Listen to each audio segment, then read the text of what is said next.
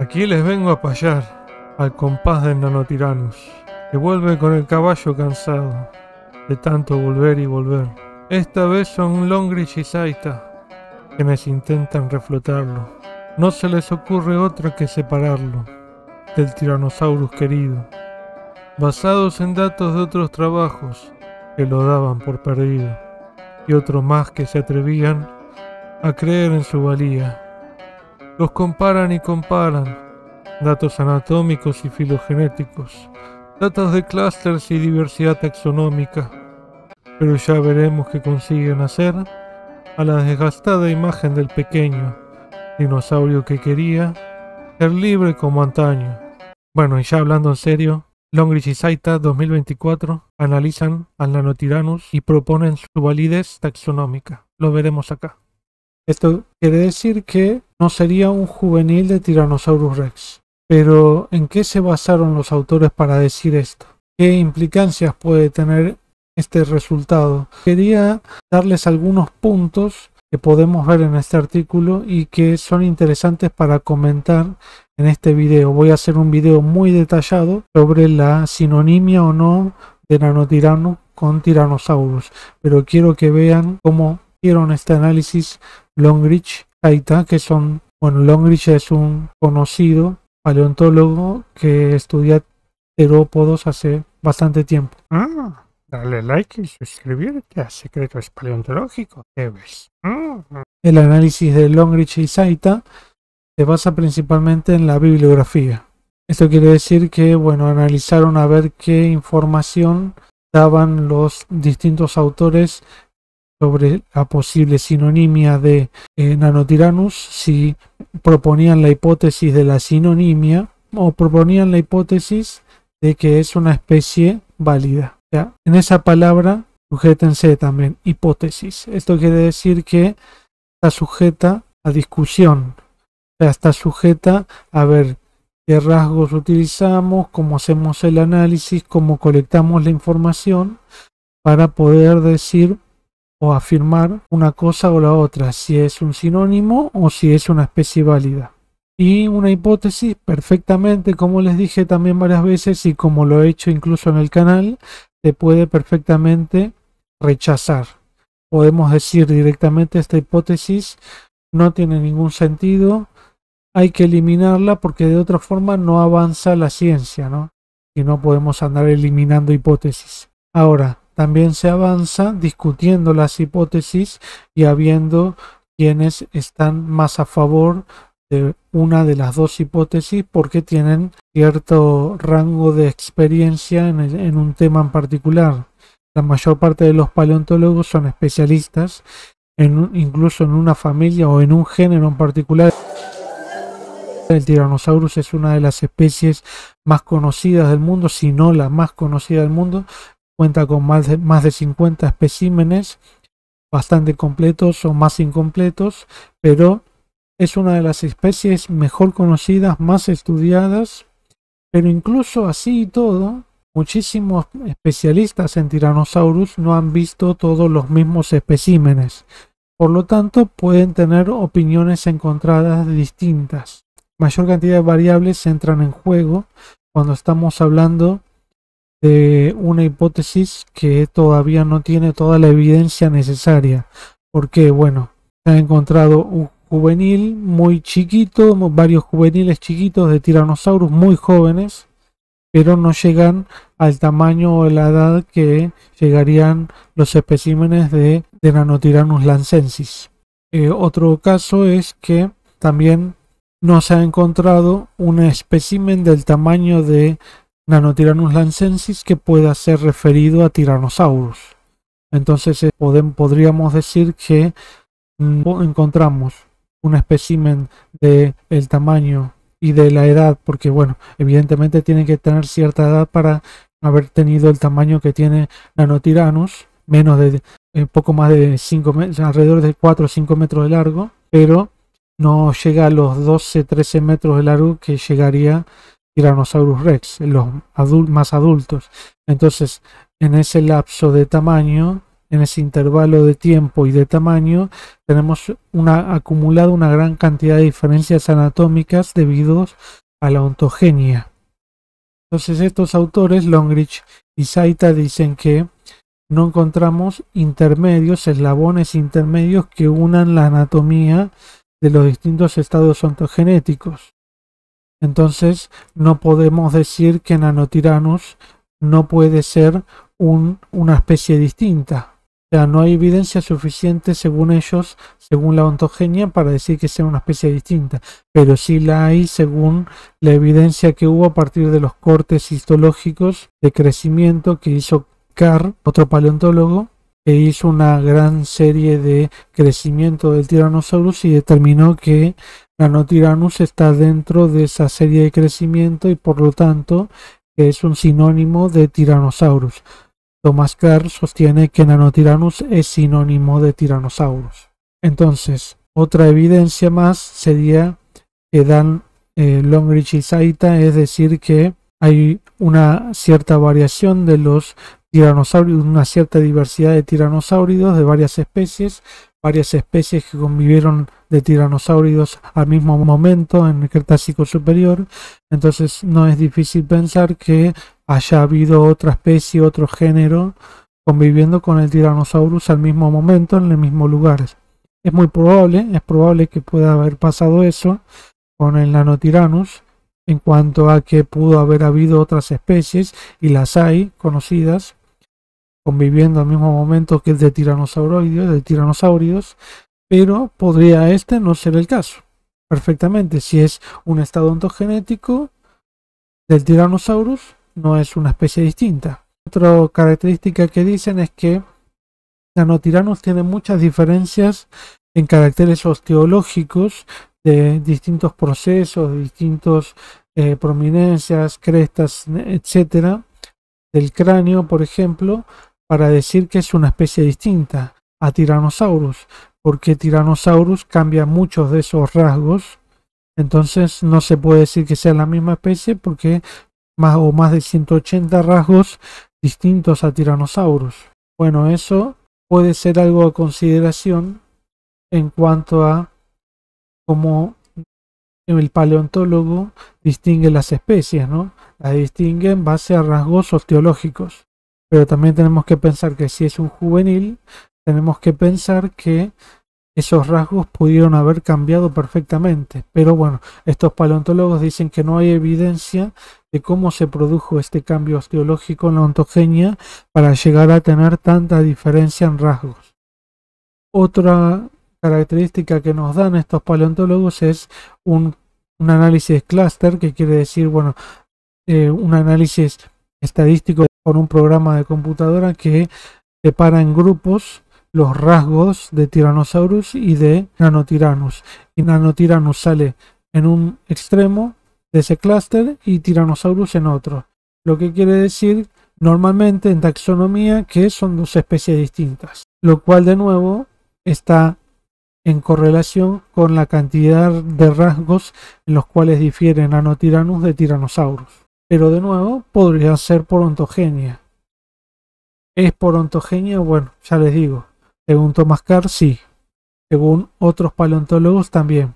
Por otro lado, también parece haber evidencia desde los cortes que se le hicieron por el crecimiento del Nanotyrannus que habría ralentizado su crecimiento en algunos especímenes de tamaño de Nanotyrannus. Por lo tanto, esto indicaría que estaría llegando a la madurez sexual, la madurez corporal, somática, lo cual, bueno, es probable entonces que eso podría ser evidencia a favor de la adultez del espécimen o de cercana a la madurez, pero el tamaño de por sí del Nanotyrannus, aunque sea juvenil, es de un juvenil subadulto, o sea, no es un juvenil que recién salió del huevo y podría haber adquirido la madurez sexual. O sea, hay muchos rasgos ahí que no se saben, muchas cosas de la fisiología de los Tyrannosaurus que no se conoce a qué edad podrían haber empezado a adquirir la capacidad de reproducirse. Es probable que lo hayan hecho tempranamente en la ontogenia. Además se sabe que Tyrannosaurus crecía muy rápidamente. Y también es probable que hayan habido momentos en los que se ralentizara el crecimiento. Entonces tal vez está sobremedido esa ralentización del crecimiento por ser un joven adulto también. Puede estar mal medido ese ritmo, esa tasa de crecimiento en los anillos de crecimiento.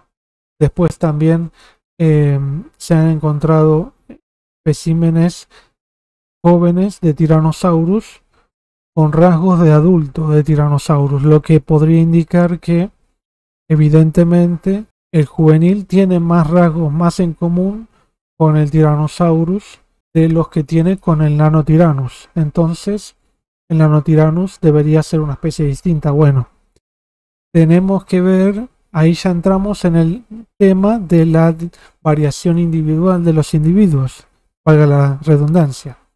Los individuos varían osteológicamente. Yo, por ejemplo, tengo mi contextura ósea, que soy bastante grande de cuerpo, pero no soy muy alto, y difiero morfológicamente de alguien más alto y delgado, con una contextura más delgada, o de una persona bastante más baja y delgada, o más baja y robusta. Entonces, todos tenemos una diferencia individual y no sabemos cómo esta ocurría en los tiranosauroides, como no lo sabemos en la mayor parte de los dinosaurios. No se sabe. Así que no se sabe si esos rasgos que se encuentran de Tyrannosaurus adulto en juvenil de Tyrannosaurus, rasgos adultos de Tyrannosaurus en juveniles de Tyrannosaurus, si esos rasgos no son en los cuales encontramos la variación individual de la especie. O sea, de nuevo puede ser parte de la variación individual de la especie o de la variación por dimorfismo, o sea, de macho y hembra. Tampoco hay una clara evidencia de cómo es el dimorfismo o si existió dimorfismo en el Tyrannosaurus, no se sabe. Bueno, estos son los rasgos, las características básicas y un poquito más detalladas del trabajo de Longridge y Saita. Una buena contribución detallando, haciendo un análisis de todo lo que se sabe según quién dijo qué cosa, de la sinonimia o de la validez de la especie Nanotyrannus lancensis y de lo que se sabe sobre la osteología de Tyrannosaurus y de su ontogenia. Pero de nuevo les digo, tenemos 50 especímenes de Tyrannosaurus, alrededor o más de 50, de los cuales estos dos autores en particular que hicieron esta revisión tendrían que haber visto cada uno de esos 50 especímenes o casi todos los especímenes por lo menos, y todos o casi todos los especímenes de Nanotyrannus lancensis y de primera mano, verlos cada uno, chequear los datos de los distintos trabajos, una tarea pero monumentales, y deberían haber hecho su propio set de datos, datasets para el análisis filogenético y comprobar por ellos mismos si esos rasgos indican si es o no sinónimo Nanotyrannus a Tyrannosaurus. A ellos les dio, según el dataset de Carr, les dio que Nanotyrannus es una especie distinta, pero a Carr le dio que es la misma especie. Entonces Carr es un experto en Tyrannosaurus. Ahora esto no invalida el trabajo de Longridge y Saita. Para esto, bueno, vamos a ver si hay una respuesta a este trabajo, a ver qué dice, a ver qué piensan otros especialistas en Tyrannosaurus. Y bueno, por el caso, por ejemplo, también hay uno de los autores que ellos citan, que es Peter Larson.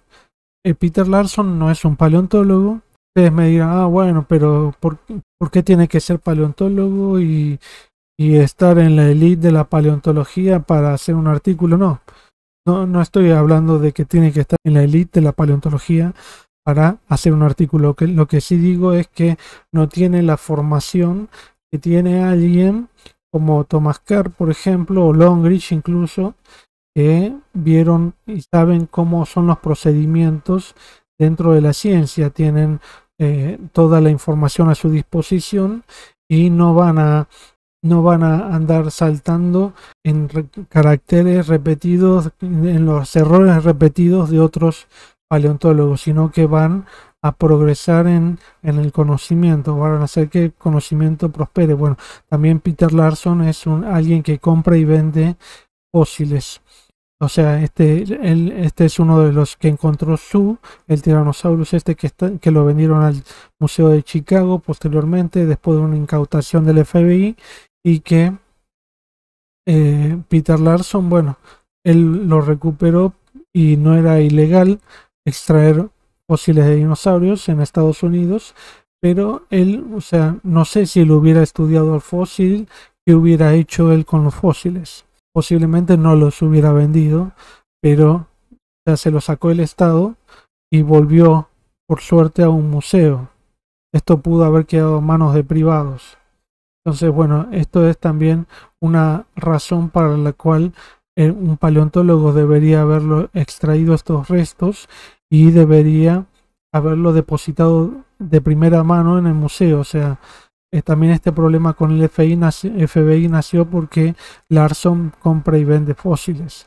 Si no se supiera que él hace eso y que él no es paleontólogo, si no supiera eso, si no fuera así, seguramente no hubiera pasado esto de que le incautaran el fósil. Bueno, esto no invalida sus interpretaciones sobre el Nanothyrannus. Lo que sí invalida es, por ejemplo, el tema de los nasales fusionados en algunos Nanothyrannus lancensis, algunos especímenes, y no fusionados en algunos adultos de Tyrannosaurus.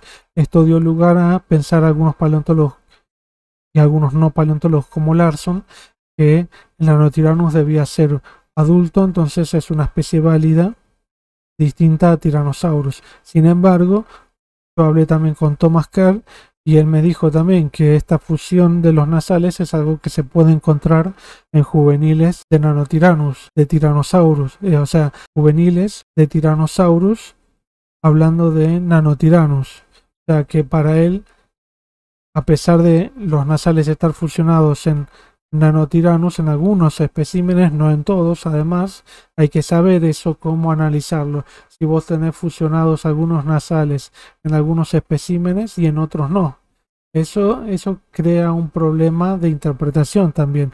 ¿Cómo interpretás vos la ontogenia? ¿Es un joven o es un adulto por tener los nasales fusionados? Y en el caso del tiranosaurio lo mismo. Si es un tiranosaurio de relativamente gran tamaño y tiene los nasales sin fusionar, los huesos nasales sin fusionar, o los tiene fusionados, ¿cómo lo interpretas? ¿Es un adulto solamente si los tiene fusionados? Bueno, parece que la fusión de ciertos huesos rostrales del cráneo no indican necesariamente adultez. Bueno, eso es un punto en contra de esta validación del género o especie Nanothyrannus lancensis, una invalidación a que sea una especie válida. Pero bueno, veremos en detalle más adelante en este canal todos los trabajos que se han hecho hasta ahora sobre el Nanothyrannus, la historia, cómo se puede sinonimizar con el Tyrannosaurus y cómo no se puede sinonimizar. También grabé un video con Thomas Kerr hablando de estos temas, que pronto lo subiré al canal. Estoy un poco atrasado con los podcasts, espero que me lo entiendan. Así que, bueno, espero que les haya gustado este video de revisión un poco improvisado, porque salió ahora y no sabía muy bien cómo armar este video, porque es también este trabajo lleva también mucha lectura, hay que leerlo todo, y además tenés que ver también los trabajos de otros que lo sinonimizaron y otros que no lo sinonimizaron. Bueno, espero que les haya gustado el video, denle like, suscríbanse, coméntenme abajo en la caja de comentarios y seguimos en Secretos Paleontológicos.